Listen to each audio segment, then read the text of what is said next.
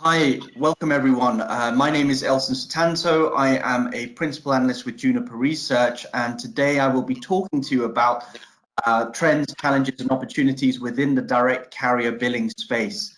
And it's a pleasure to do so. Before we jump ahead, I just wanted to share with you the agenda and the play out of the topics and themes we will talk about today, all the way from DCB's platform market share to regional analysis, all the way up to the key takeaways and drivers and opportunities later on in this presentation. So before I begin this presentation, I just wanted to explain a little bit to you about Juniper Research in case you haven't heard of us. Really, we are pioneers in digital technology and fintech research. We have been around since 2001, and we have been delivering analysis on the digital and telecom sectors since this time. We possess in-depth knowledge and understanding of these three areas, digital, telecoms, and fintech movements. We conduct very extensive primary research, and we deliver and determine robust market size and forecasting models for a range of different clients in a range of different industries, from mobile operators to OEMs, to network vendors, and of course billing providers as well. A lot of our research and consulting support strategic decision making as well, and we produce 5-year forecasts which really give a good outlook of how the topic in question, such as direct carrier billing trends, will prevail over the next 5 years in terms of market value, connections, and other metrics. So without further ado, I just wanted to give you an overview really of the direct carrier billing market share really, and how really in 2018 our research showed that the total value of digital content paid for through direct carrier billing was around 28 billion, almost 40% higher than 2017. We also deduced that 6 leading players here accounted for around 40% of transactions worldwide, and these 6 players led the direct carrier billing market. You can see the graph on the right there, which shows the carrier billed content by platform market share in 2018 came to 28 billion, as I mentioned earlier, and that some of those 6 key players include Docomo Digital, Boku, Fortimo, Bango, Democo, and so forth. We determined and deduced that the Docomo Digital and Boku together had over $3 billion in market value transactions in 2017, while 4 other players, namely Bango, Centilli, Democo, Fortimo, processed around $400 million to $1 billion. Other kind of smaller players, including Infomedia, have chosen really to tailor their offerings and their strategy into 1 or 2 national markets, amounting to the process of around tens of millions of dollars in annual transactions.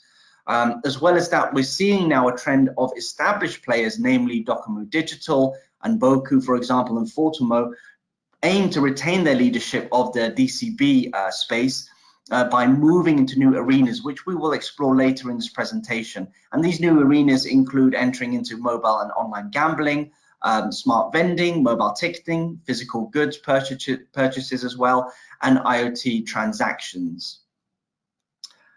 Now, if I move on to the next slide, I wanted to give you some information and an overview really of digital carrier billing, or DCB, kind of trends by region, and so explore what is happening on a regional basis. Well, as you can see on the graph on the far left of this slide, which is total carrier billing spend split by 8 key regions over 2019 to 2023, we can see that there's a compound annual growth rate of 20% in terms of revenue derived from direct carrier billing.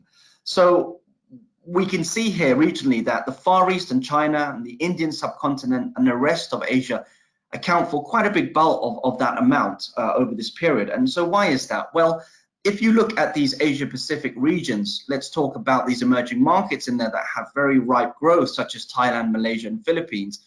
To an extent, we can even include Singapore, though some would determine Singapore as quite developed for that region. We're seeing DCB being embraced by these markets strongly. Now, why is this? Well, these markets have a large unbanked population. That population has low credit card usage or credit card ownership as well. In addition, and most importantly, these markets have a high number of active smartphone users. For example, in the Philippines, we determined that there's around 100 million handset users, half of which are active smart users. And so that's a great target segment to reach with a direct carrier billing. Now, on the right, we see total carrier billing transactions split in terms of percentage by those 8 key regions.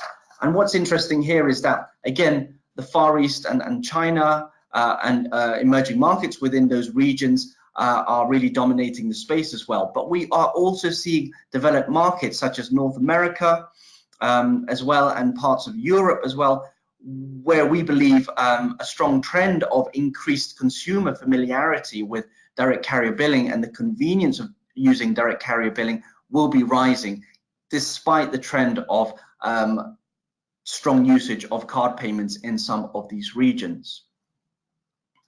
Now, if we move on to the next slide, which is looking at storefront rollouts in select developing markets, there's some interesting trends to note in terms of storefront deployments.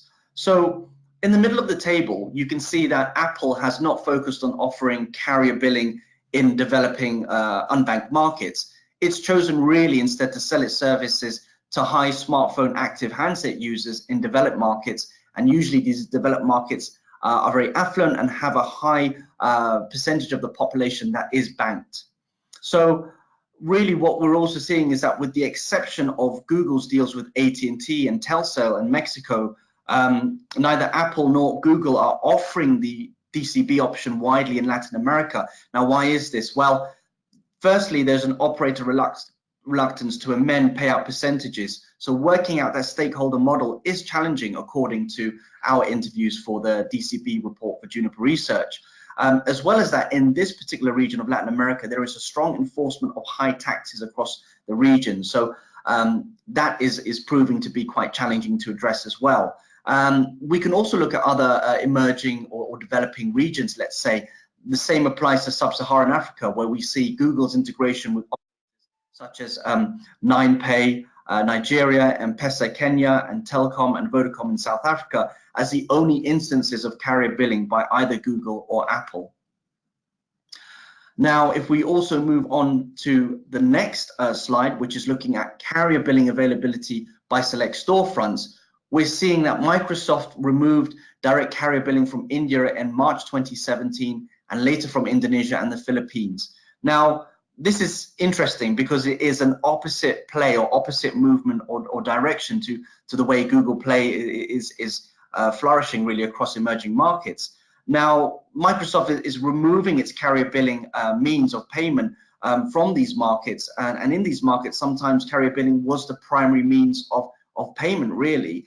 There hasn't really been a real explanation to why the company has chosen to take this path or this action, but it seems likely that it has done so for a number of factors, and this includes really working out kind of operator revenue share, and also a reputation or a trend among prepaid users in these particular emerging markets to have bad debt and make payment quite late.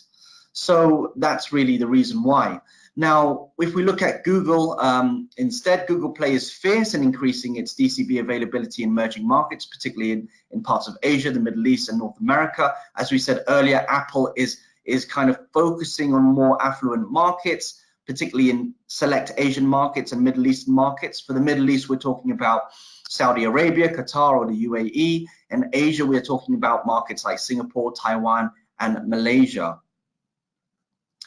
Now, if we move on as well to the next slide, now this is interesting because it is really looking at how carrier billing is fueling OTT TV growth. And here we see that the adoption of OTT TV video streaming services such as Netflix and Amazon Prime is indeed increasing greatly worldwide. I'm sure we've all kept up with the news and announcements that show the movements of these guys and where they are operating and the new content they are developing.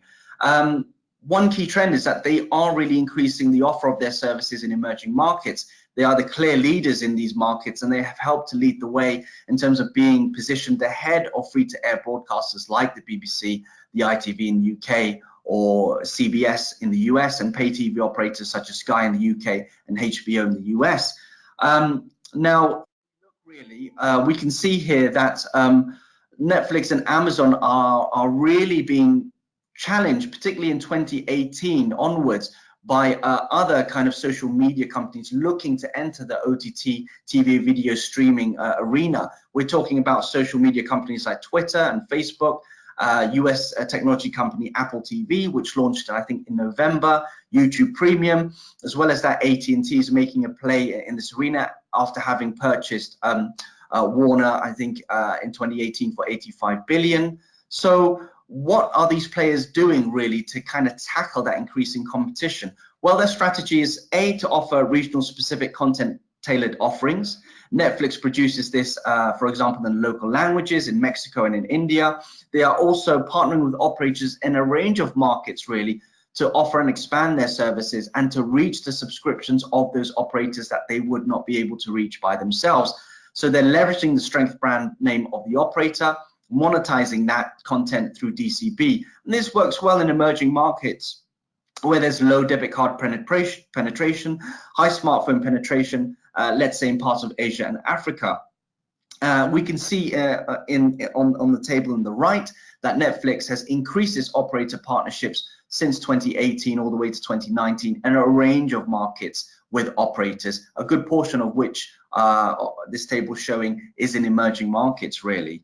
Now, again, to go into a little bit more depth, in 2018, for example, Netflix expanded the quality of its content offerings in India, particularly in local languages like Hindi, to, and I quote, stimulate subscriber growth, to strengthen local capacity as well. And it is expanding international originals in a range of countries like Mexico, Spain, Italy, Germany, France, and Turkey, and throughout the Middle East, to name but a few, to tackle this rising competition. And also, it has had very strong viewership of its originals, content such as Sacred Games, La Casa de las Flores in Mexico.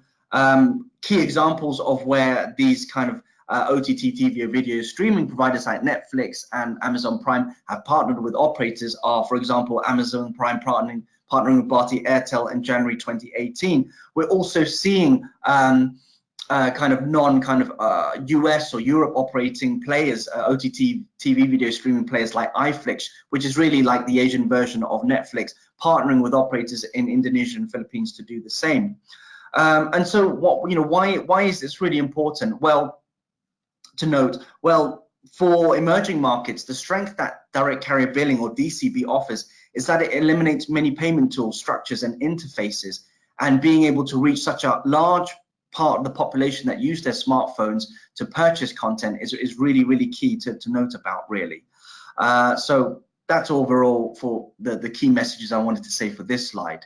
Now, if we move to the next slide, here I thought it would be good to do an overview on how developments are progressing with the FANG and the back groups, really, who are both competing with each other for global digital leadership. Now, this is a massive topic in itself. You could do a whole presentation of this, but I will try and give some key takeaways, really. So what we're seeing is these OTT groups such as FANG, so Facebook, Apple, Amazon, Netflix, and Google, and Baidu, Alibaba, and Tencent are aggressively competing with each other on a global level to dominate the streaming content landscape with the breadth and depth of their kind of respective offerings, really. Now, for FANG, it operates in such a large market, in China, with China's 1 billion plus, population. And this has been quite profitable for the group for a range of reasons, which you can see on the right here. The first is that the country has been growing quite well economically in terms of GDP growth since 2000. There is a lack of sufficient fixed line infrastructure and fixed internet connectivity compared to mobile internet connectivity, and this has enabled mobile first players, mobile internet connectivity, and mobile network coverage geographically to spread quite well. And also there is a regulatory environment that has pushed and supported the growth of BAT within China and has stopped FANG members such as Google or Google Play, which generally tends to expand into a range of regions of the world, both developed and developing as well. So this has helped BAT to retain its leadership from serving the Chinese market as well. Now BAT, as we said, has grown up in China and competes against FANG in international international markets, but there are other developing markets such as India and high-value markets like Australia and other parts of Southeast Asia, such as Singapore and Malaysia, where both BAT and FANG want to compete with each other.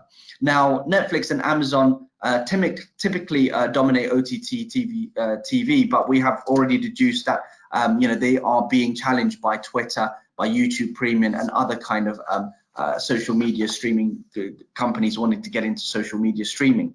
Now, what is interesting is that if we also look at another trend really in this arena, we're seeing that non-FANG US companies like technology startups are outnumbering non-BAT Chinese companies, and that competition between non-FANG US companies and non-BAT Chinese companies is disrupting the established business models of BAT and FANG globally. So there is this race and this competition from FANG and BAT groups against each other, as well as non-FANG and non-BAT groups against each other, really to dominate TV content or film content streaming as well. Now, this is interesting really to note, because billing providers need to really note that obviously content is a key driver of consumption and demand. And so understanding these movements will prove crucial to their strategies and to their target offerings in the short and the long term as well. Now, if we move on to the next slide, I wanted to cover just a few points that our DCB report covers, and that is looking at challenges within the DCB space. We interviewed quite a lot of ecosystem players within the DCB space, billing providers, aggregators, and content providers, and so forth. And what we found was that really at the top of the list, fraud and security, fraud and protection of consumer data was really quite high and prioritized really. So our interviewees highlighted quite a few issues such as that can impact the industry, such as fraudulent digital techniques. Here we're talking about clickjacking and iframe masking. So clickjacking is where a user is maliciously misled into clicking on something like a web page different to what he or she perceived, and as well as that trying to stop measures where kind of hackers are trying to gain confidential information really, or kind of take identity of consumers that are making purchases on their smartphones really.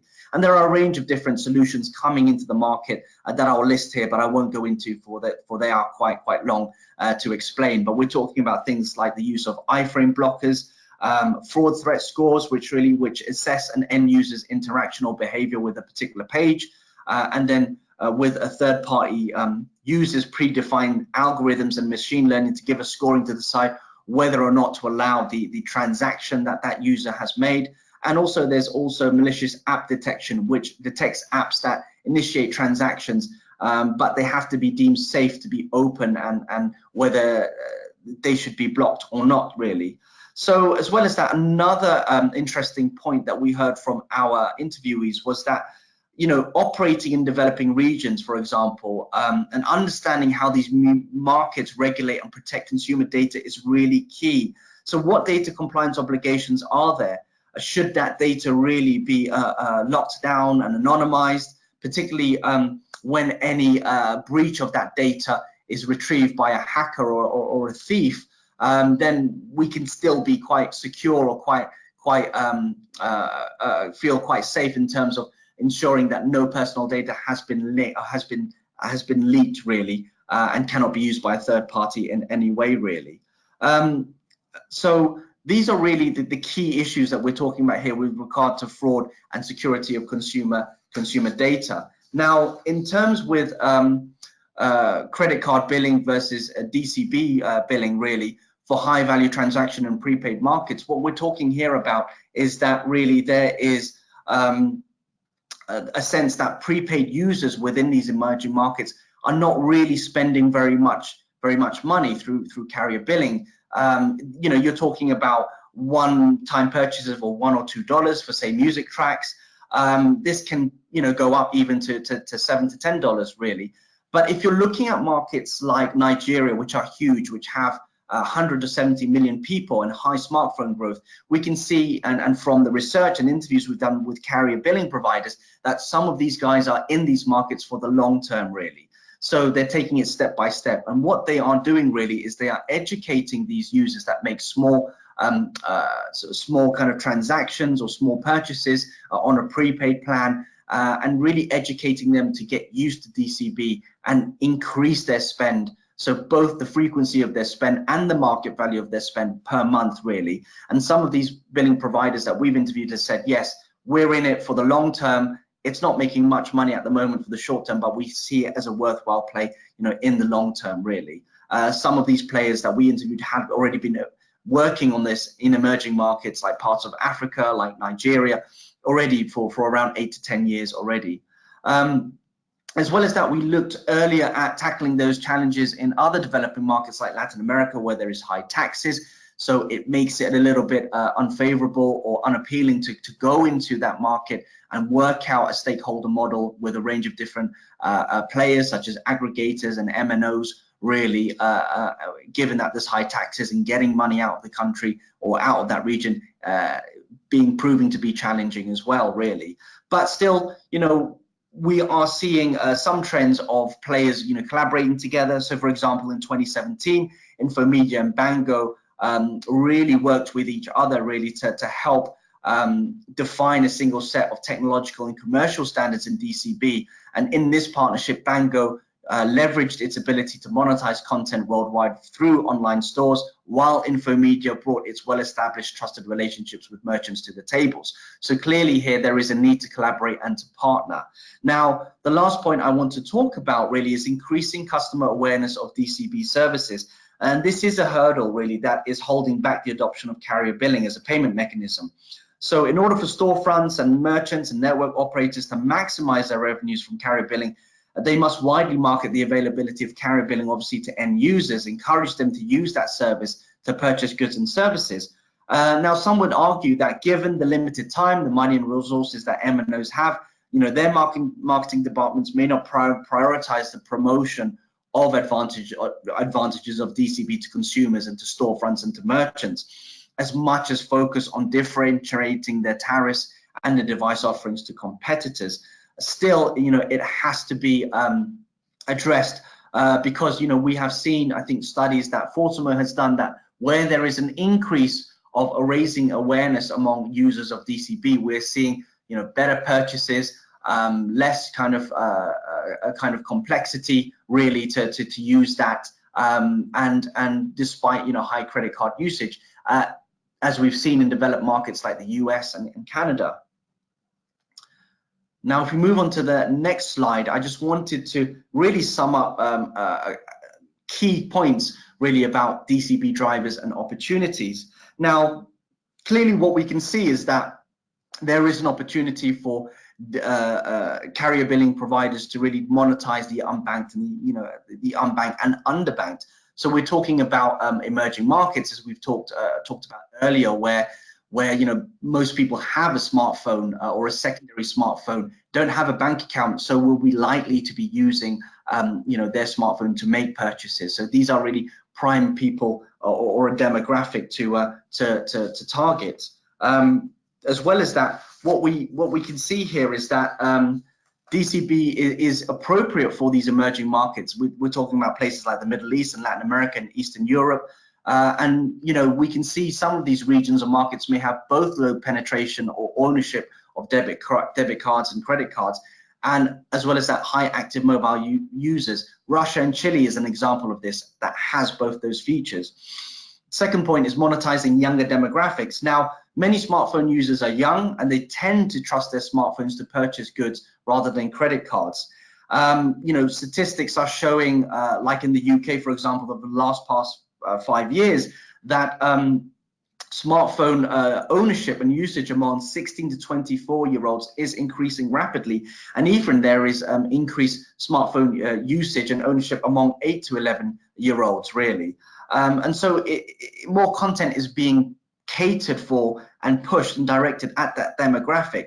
And also, obviously, those that are under 17 or 18 are legally excluded from card ownership, really. So reaching these users through DCB and the use of their smartphones really makes sense, really.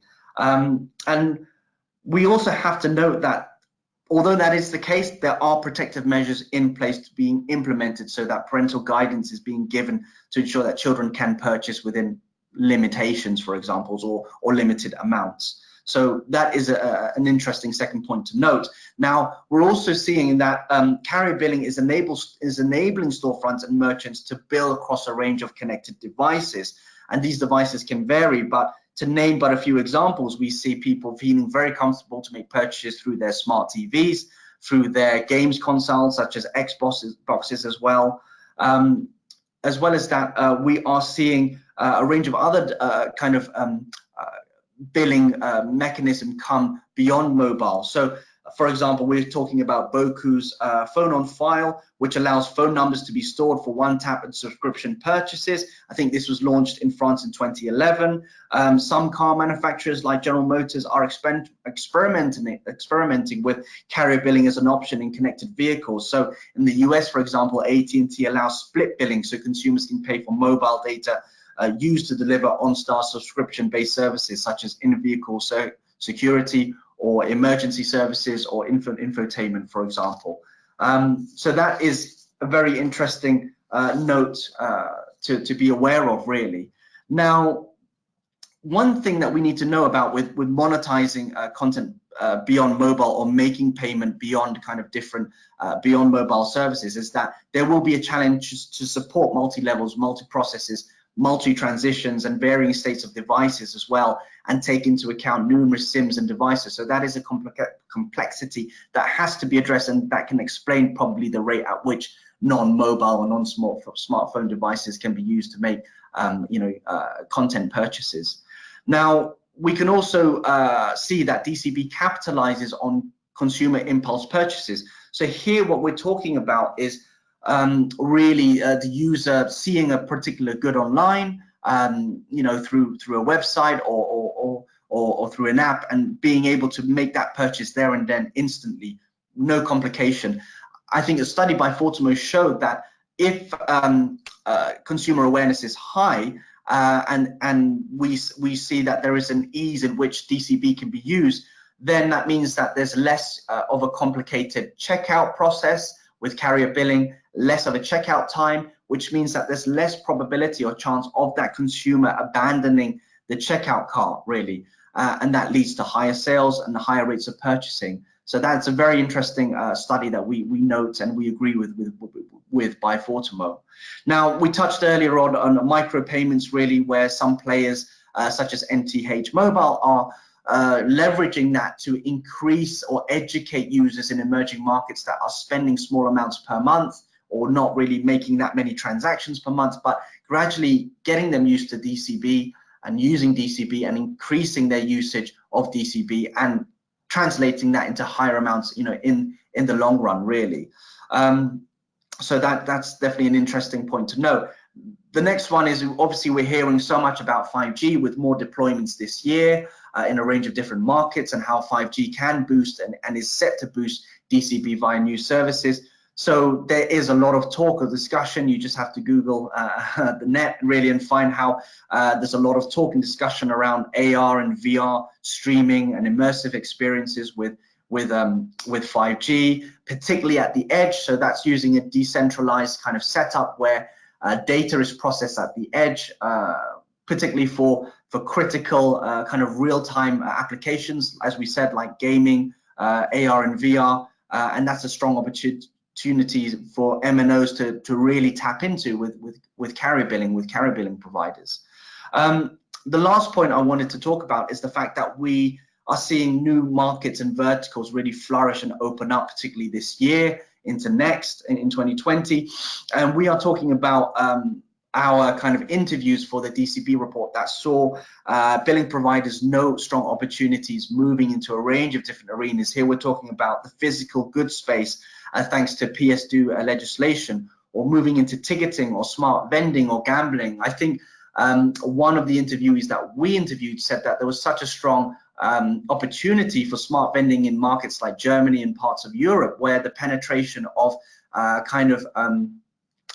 vending machines to be able to make payments through DCB was something like 10 to 15%. So clearly still quite low, and a strong opportunity to kind of take advantage of that. Another thing is that we are also seeing several carrier billing providers having sought to facilitate the expansion of their carrier billing activities beyond digital content through the acquisition of e-money licenses.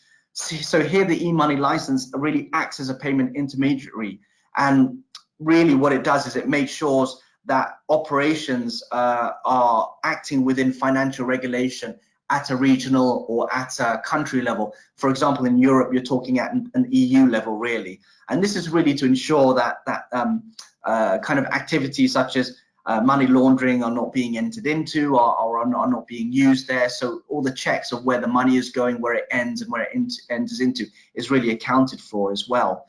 As well as that, we obviously noted earlier about the challenge of tapping into new markets and verticals and letting new devices and new applications process or have a DCB functionality. And again, there is a need to really tackle the fact that many different devices and systems and SIMs will be, processing this information, and so how to tackle that really has to be thought of. Last but not least, with one interview we interviewed, they were saying that despite entering into new markets and new verticals, there is a need to have working alongside kind of local kind of players and understanding really how best to serve these new verticals and new markets really with local knowledge really in an open and flexible manner. So that too has to be thought of when going into these new markets and new verticals really. And last but not least, I wanted really to give you some key takeaways really from our research into this space. So overall, really what we are seeing is that there is going to be a 90 billion end user spend on carrier build content by 2024. Now we see half of this really coming from games at 42 billion, as you can see. Why? Well, in total, what we're seeing is that for the gaming market, there is a move from the freemium model to a subscription-based, as it provides a more kind of reliable revenue stream and reaches a range of different target audiences worldwide. Cloud gaming is also coming into the fray, streaming, in real time as well, and being able to use that really through DCB will be quite key. We're seeing the streaming, online and the use for cloud gamings being, quite strong in terms of growth and adoption and scale, as reflected by the success of Fortnite and Epic Games, for example, in terms of usage. We also note that OTT TV video streaming will be strong. Many players, as we deduced earlier, are coming in to challenge Netflix and Amazon Prime. And we say that end user spend on carrier build video content is going to be around 22 billion, accounting for around a quarter of that overall user spend on carrier build build content. Now, what we're also seeing is that you can see here on the left with the graph that end user spend in terms of leading countries by 2024 in US billion dollars. We're seeing China being at the top of that because of its large scale.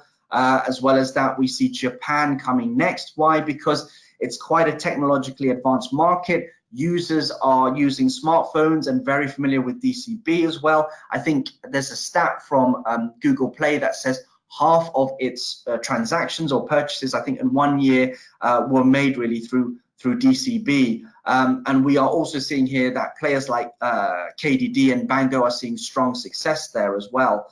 The US is coming third, and as we were saying earlier, although credit card usage is still quite prevalent within that market or within North America, generally we will see users becoming much more familiar with the availability of DCB and more kind of educated on using it really and finding it convenient to use at particular times, which is why we have ranked that number 3.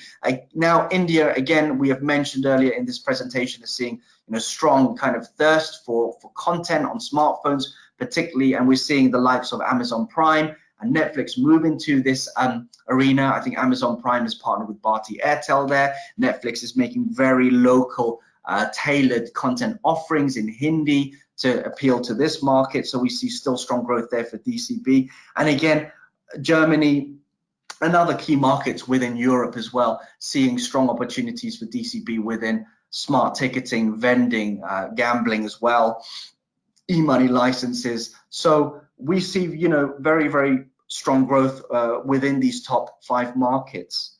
And that's the end of my presentation really for DCB. So I hope this has been useful.